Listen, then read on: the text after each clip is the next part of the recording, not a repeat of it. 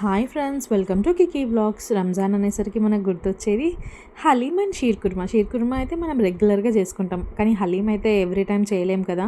మేమైతే first time haleem అయితే try చేస్తున్నామండి ఇంట్లో. టేస్ట్ అయితే ది బెస్ట్ వచ్చింది. అసలు ఫస్ట్ టైంకే ఇంత అద్భుతంగా టేస్ట్ వస్తుందని నేనైతే అస్సలు ఎక్స్పెక్ట్ చేయలేదు, బట్ సూపర్ వచ్చింది. అండ్ ఇందులో కొన్ని బిగినర్ మిస్టేక్స్ ఉన్నాయి. అండ్ ఈ రెసిపీ కూడా ఇప్పుడు నేను మీకు చెప్పబోతున్నాను. నేనైతే ఈ పావుతో అన్ని పప్పులు తీసుకున్నానండి, ఒక్కొక్క కప్పు. ఆ పావు ఎంత ఉందంటే మన చేతి నిండా వస్తే ఎలా ఉంటుంది అంతే ఉంటుందండి దాని సైజు. అందులో మినప్పప్పు, శనగపప్పు, మూంగ్ దాల్ పప్పు ఉంటుంది కదా, పెసరపప్పు, అది కూడా. ఇది వచ్చేసి దొడ్డు రవ్వ అండి. ఇది సపరేట్గా కడుక్కోవాలి. అందులో వేస్తే అంటే వాటర్లో వెళ్ళిపోతుంది. ఈ పప్పు కొంచెము రాళ్ళు అలా ఏం లేకుండా చూసుకొని నీట్గా ఇవి మనం కడిగేసుకొని పెట్టేసుకోవాలి. మినిమం ఒక 2 hours అయితే నానబెట్టాలండి. మీకు ఇంకెక్కువ టైం ఉందంటే ఎక్కువ టైంలో కూడా నానబెట్టుకోవచ్చు, ఏం పర్వాలేదు. మంచిగా ఉడుకుతుంది అనమాట. ఎంత నానబెడితే అంత మంచిగా ఉడుకుతుంది.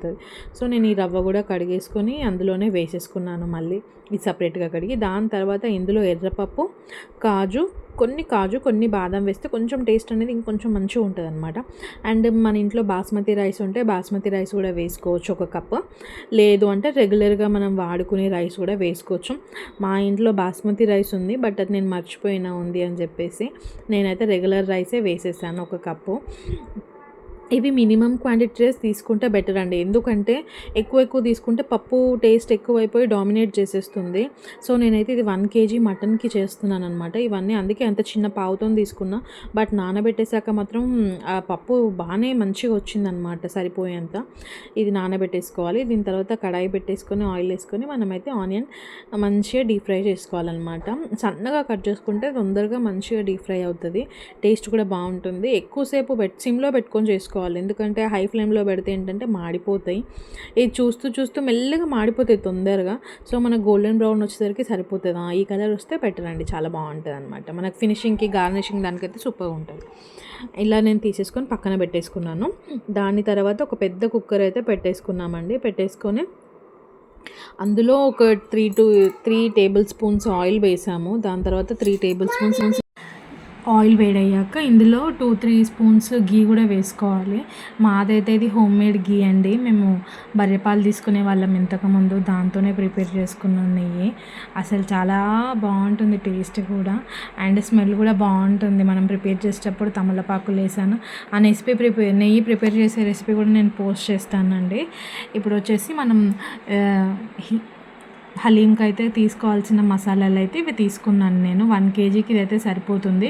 ఒక 3 చెక్కలు, 4 ఇలాచీలు, 1 స్టార్ పువ్వు, 2 బగారా ఆకులు, ఇంకా లవంగాలు, కొన్ని మిరియాలు, ఇంకా తోక మిరియాలు కూడా వేసుకుంటారు, కానీ ఫైన్ అది లేకపోయినా కానీ ఇలా అయినా వేసుకోవచ్చు. ఇవి మంచిగా రోస్ట్ అయ్యాక మంచి స్మెల్ వస్తుంది మనకి.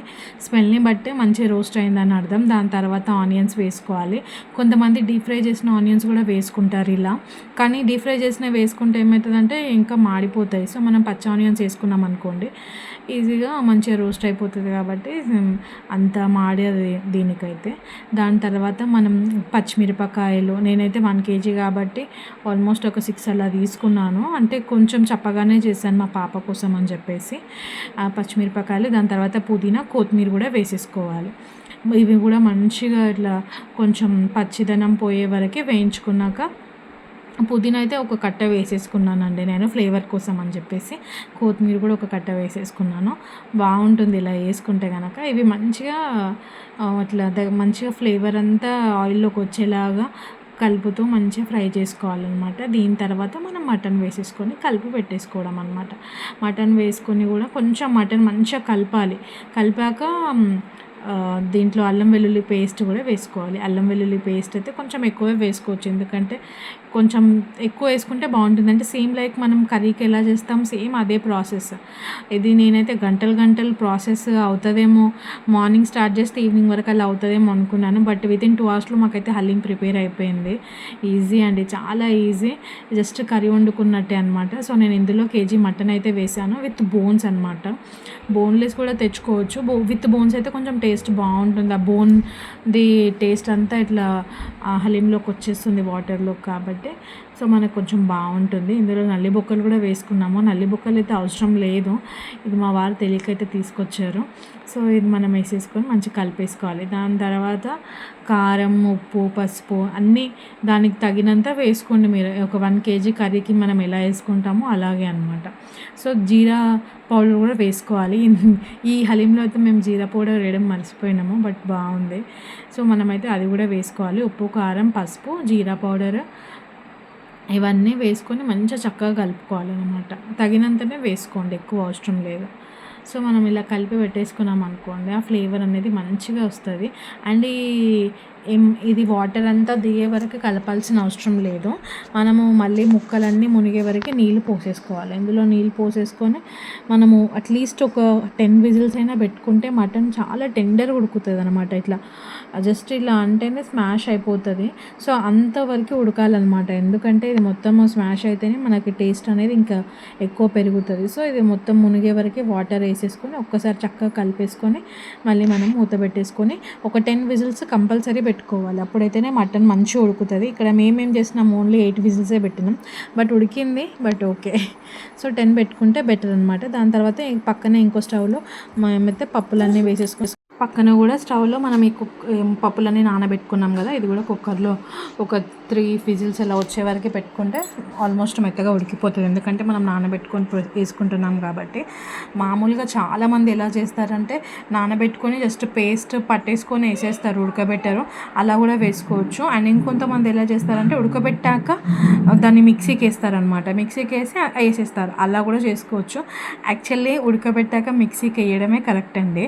మేమేం చేస్తాం, ఉడికింది, చాలా మెత్తగా ఉడికింది కదా అని చెప్పేసి మటన్ 8 విజిల్స్ వచ్చాక తీసేసి ఫస్ట్ దీని ఆయిల్ అంతా తీసేసుకున్నాము. సైడ్కి ఆయిల్ తీసేసుకొని మనం ఏంటంటే మనం బౌల్లో వేసుకున్నప్పుడు కొంచెం పైన, ఎందుకంటే ఇది చల్లగా అవుతున్న కొద్దీ ఇట్లా దగ్గరికి గట్టిగా అవుతుంటుంది. సో అట్లా గట్టిగా అవ్వడం అనేది తగ్గాలంటే ఆయిల్ అనేది పోసుకుంటూ ఉండాలన్నమాట. సో ఎలాగో దీనిపైన ఆయిల్ తేలుతుంది కదండి మనం వండుకున్నప్పుడు. సో ఆయిలే తీసుకొని తీసేసుకోవాలి పక్కకి. దాని తర్వాత మటన్ ఉడికిందో లేదో చూసుకుని పెట్టేసుకోవాలి. మటన్ మొత్తం ఉడికిపోయాక మేమైతే బోన్స్ సపరేట్ చేసాము, ఎందుకంటే ఇది మొత్తం రుబ్బే ప్రాసెస్ ఉంటుంది. బోన్స్ ఒకవేళ ఇట్లా ఇరిగిపోయినా కానీ మళ్ళీ సన్న సన్న ముక్కలు తలుగుతాయి, పిల్లలు అయితే తినలేరు కదా, అలా ఉంటాయని చెప్పేసి మేమైతే మొత్తం ఉడికిన మటన్ ఒక ప్లేట్లోకి సపరేట్గా తీసుకొని దాంట్లో నుంచి బోన్స్ అయితే సపరేట్ చేసేసాము.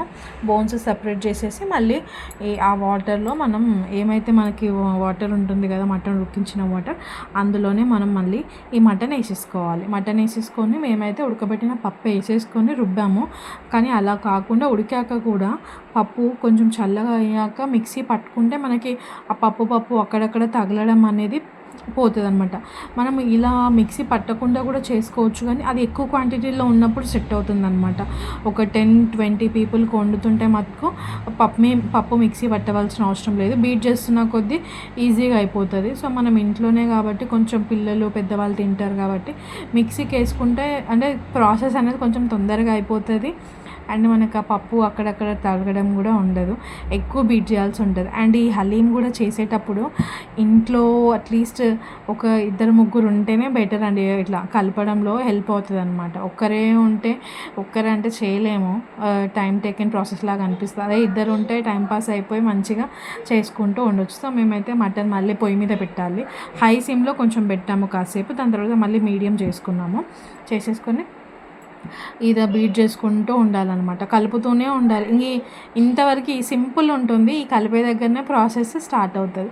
ఒక 10 మినిట్స్కి ఒక్కొక్కరం కలుపుతూ అది మొత్తం ఇట్లా గట్టిగా అది ఇట్లా ఫ్రీ అయిపోవాలన్నమాట, మొత్తం స్మాష్ అయిపోయి ఫ్రీ అయిపోవాలి. ఆ టెక్స్చర్ వచ్చే వరకు మనం కలుపుతూనే ఉండాలి.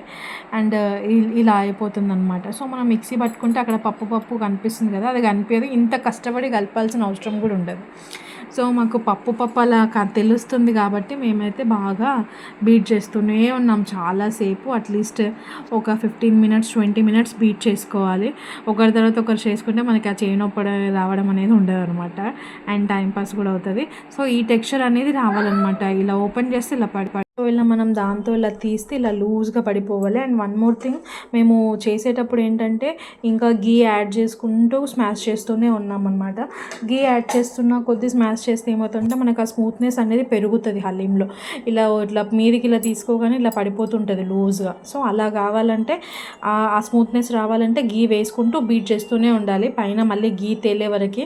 సో మేము అంత గీ వేయలేదు కాబట్టి అంత తేలలేదు. బట్ మనం సపరేట్ చేసుకున్నాం కదా ఆయిల్, మటన్ బాయిల్ అయ్యాక అది మీదంగా ఇలా వేసుకున్న సరిపోతుంది అనమాట. సో ఇదైతే మేము ఒక బౌల్లోకి తీసుకొని ఆయిల్ ఏదైతే మనం తీసుకున్నామో ఇందులో కొత్తిమీర పుదీనా కూడా ఉందన్నమాట. సో ఇది ఇలా మీద కొంచెం ఇట్లా ఆయిల్ కొద్దిగా వేసేసుకొని ఫ్రైడ్ ఆనియన్స్ ఉన్నాయి కదా అవి మనం దానిపైన గార్నిష్ చేసుకుంటే మన యమ్మీ టేస్టీ హలీం అయితే రెడీ అయిపోయింది.